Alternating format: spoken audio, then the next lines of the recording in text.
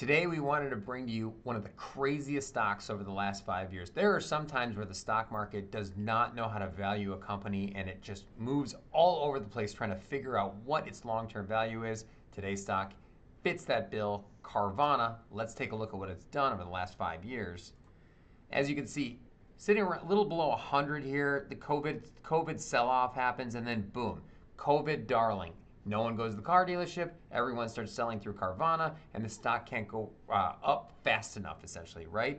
Hits 350 here in the late 2021 era, and then when 2022, when everything turned around, this stock turned around hard, real hard. Goes from $350 to a low of $3.72 in a little over a year. Now, if you've left this stock for dead, you actually could have bought that stock at $372 and 64x'd your money to right now at 240. We are really struggling to figure out what Carvana is worth in the stock market. Let's take a look at the numbers and see if we can figure it out on our own. So let's take a look at pre-COVID Carvana, and the one thing they did do really well is they grew revenue, right? So 2018 revenue, $2 billion, that got all the way up to $13 billion in 2022. What did they do poorly, however? Make cash. Look at all of these negative numbers here. Negative EBITDA across the board. Negative net income, negative earnings per share. In 2022, they lost almost $7 a share,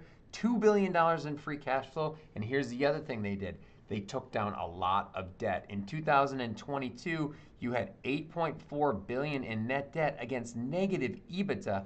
I'm not sure who lent them this money, but that is very dangerous for the equity when you have that much debt to pay. Let's take a look at present day to see if they fixed all of those problems. So have they fixed the problems? Well, the growth is we're still at about $13 billion in revenue, but expectations are that this is going to take market share and continue to rally. So people are chasing the stock and it is expensive. First, let's look at the balance sheet. They fixed that a little bit, right? Coming in at about 5 and change, 5.5 in net debt against $1.2 billion in EBITDA. You've got a company that's levered at about 4.1x. 4 is high, so there's a high leverage ratio. In fact, if I were Carvana right now, I would issue stock and pay down some of that debt. You know why? The PE of this company is an astronomical 192x at these levels. Now, it's a growing company. It deserves high multiples. And so let's take a look out into the future with the expectations and what we're actually paying for this company. Out in 2027, the PE shrinks to about 32 times. Expensive, not insane, and EV to EBITDA about 18 times.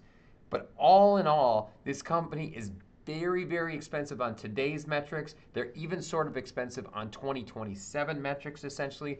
I would worry about a share sale from this company to pay down some of this debt, essentially. And we are still struggling to value this company. And in this state, I think this company is valued way too high. We wouldn't touch this thing unless it sold off well below $200. So that's it from us on what we think is an overpriced Carvana. Thanks for watching. Thanks for hitting us on all the socials. We appreciate it. Subscribe, like, all that great stuff would be awesome. Hit us if you've got any questions on anything. We'd love to answer. And thanks for everything.